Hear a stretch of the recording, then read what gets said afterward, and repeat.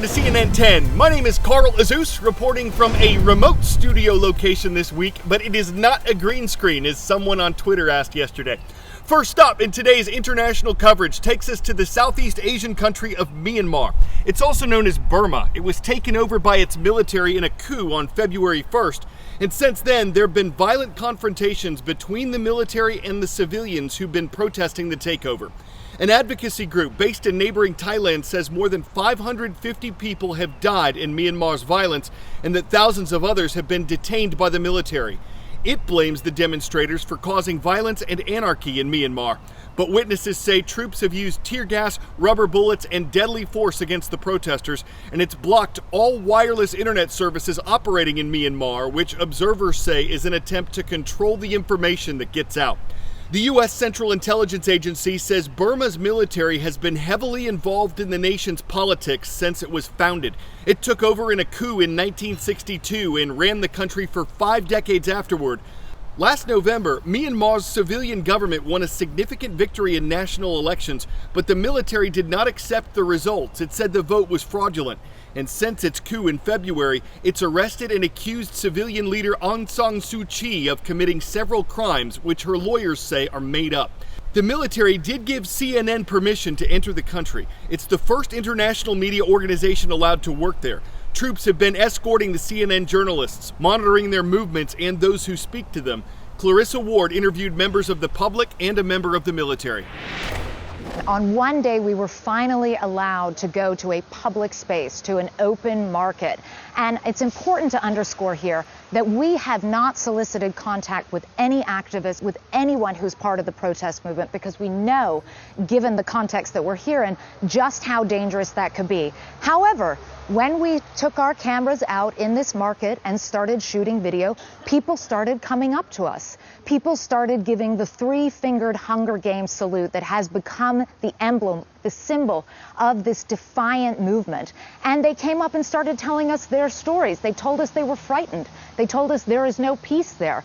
And we let them say their piece. We felt it was important to give them the opportunity to have their side of the story on the record. Shortly afterwards, however, we found out that many of them were detained. One woman actually ran after me while we were still at the market, trembling like a leaf, on the phone with someone who said that 3 people we'd spoken to had already been arrested. We had the opportunity, however, to sit down with Myanmar's senior military leadership, the government spokesman himself, and we asked him why on earth these people had been arrested, and we urged him to release them. Take a listen.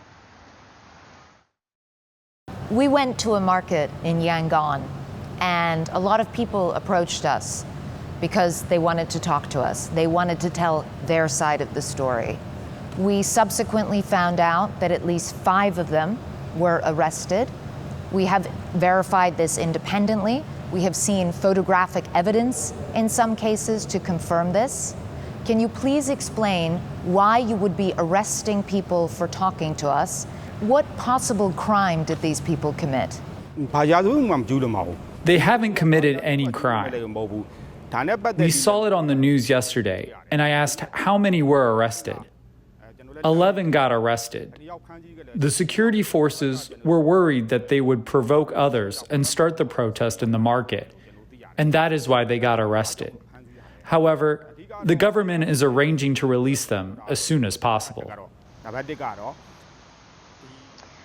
We are now very relieved to be able to confirm that at least 8 of those 11 people, and all 8 that CNN knew about, have now been released. Why does the military want you there, or why have they agreed to allow CNN to be there if they're just going to arrest everybody that you talk to? The military wants to get its side of the story on the record, too. And that's important, and we gave them the opportunity to do that. They see the protest movement as being violent, as being dangerous, as being disruptive to the economy. They say that if people allow the process to play out, that there will be elections again within the next 2 years. They paraded a series of victims before us who told us stories about being threatened by the protesters, humiliated by the protesters. They took us to buildings that they said had been vandalized by the protesters. 10-second trivia. What was the largest naval battle of World War II? Battle of the Philippine Sea, Battle of the Coral Sea, Battle of Midway, or Battle of Leyte Gulf?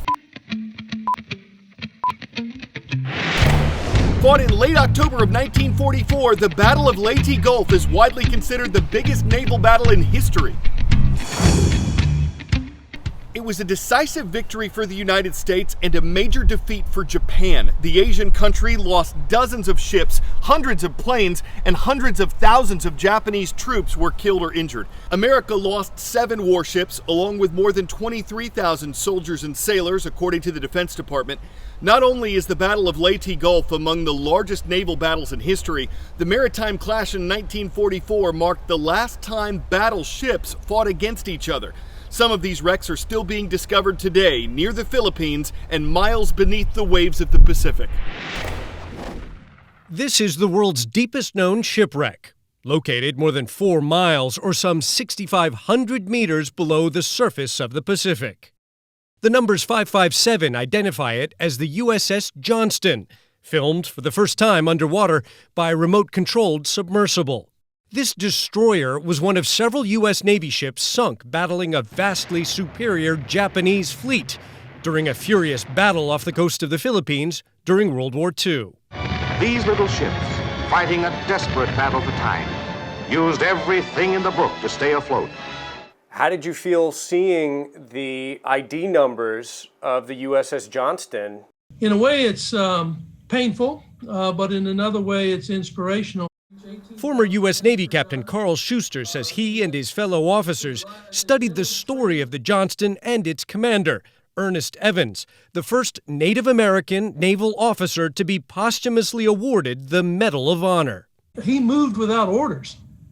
He saw an imminent danger to the fleet, and he moved on it on his own authority. Evans bought time for vulnerable American transport ships by attacking a fleet of 23 Japanese warships. His actions started a charge, if you will, that ultimately saved several thousand American lives at the cost of his own and much of his crew. 186 crew members, including Commander Evans, died aboard the Johnston. The Johnston was mapped by Caladan Oceanic. Over the past decade, several other World War II wrecks have been discovered in the Pacific by expeditions led by the late Microsoft co-founder Paul Allen. Navies around the world treat these sites as sacred war graves. I see them as the tombs or cemeteries of brave men who died fighting for their country, whether they're German, Japanese, or American. The mapping of the USS Johnston brings some closure for surviving relatives of the ship's crew. A grateful people will remember their names. The Gambier Bay, the USS Hull, the Johnston, the Samuel B. Roberts. But the final resting places of the 3 other ships sunk during the same deadly battle have yet to be found. Ivan Watson, CNN, Hong Kong.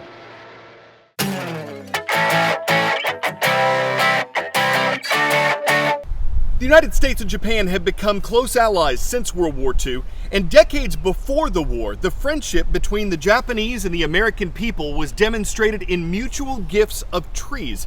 In 1912, Japan sent more than 3,000 cherry trees across the Pacific. In return, America shipped dogwood trees to Japan 3 years later.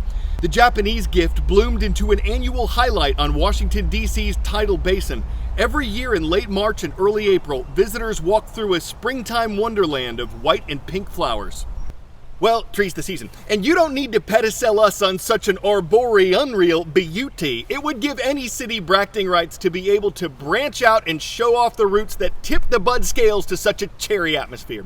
I'm Carl Azus, and Cicero, Illinois is our last stop today. Want to give a shout out to Morton East High School. Thanks to everyone for watching CNN.